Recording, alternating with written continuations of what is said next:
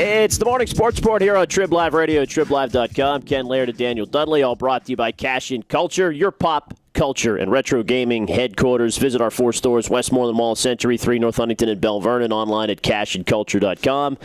3 in a row in the tank at Busch Stadium, Dan. Oh, man. 5-2 loss last night for the Buccos. Braden Compton only makes it, 3 innings, 4 innings, something like that last night. Very early. He threw about 100 pitches, it felt like, in those 3 1/3 last night for Braden Compton. It was not a good night at all for the Buccos, and they really didn't get many hits last night either. Just last night was just a whooping. I didn't expect that. I actually thought they would go in and win this game tomorrow and have a chance to tie it up tonight, but no, it just didn't happen. Well, 5-7 against St. Louis on the season now. Couple that with 3-7 against the Reds. Yep. The Brewers have beat their brains in 10 out of 13 to Milwaukee. This is part of the reason. The Pirates still in a nice position over 500, still in contention, head into the All-Star break.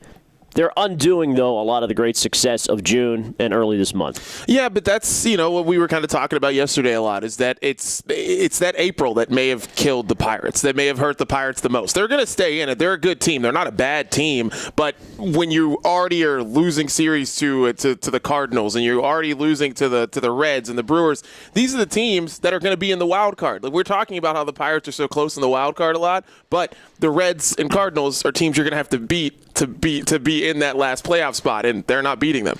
No, St. Louis looking like the better team, although if you lose Yadier Molina, who had a thumb issue, MRI after the game, they sound concerned. That's a pretty big, one injury per team. Joey Votto on the DL for the Reds can alter the race. But when you look at Pittsburgh, their offense had been carrying them 22 innings in this series before they had their first hit with runners in scoring position, Dan, and that's just not going to cut it. The bullpen had been a mess. You're not expecting Brandon Compton to throw 8 shutout innings. You've got to come up with some hits, a couple of home runs here and there in the series, but really not much in terms of the Lumber Company. No, not much in terms of them. Polanco, McCutchen, they went combined 0 for 8 last night. Neither of them got a hit. So, it was just a bad night overall for the Pirates. And, you got to hope they don't get absolutely swept today. So, we'll see. Yeah, salvage time. If they take the entire 7-game division road trip here going into the All-Star break, let's say they win 3 of the remaining 4 games, perhaps even split 2-2, can you come away with that and stomach it and say, well, we still had a terrific finish toward the All-Star break and we're still in contention?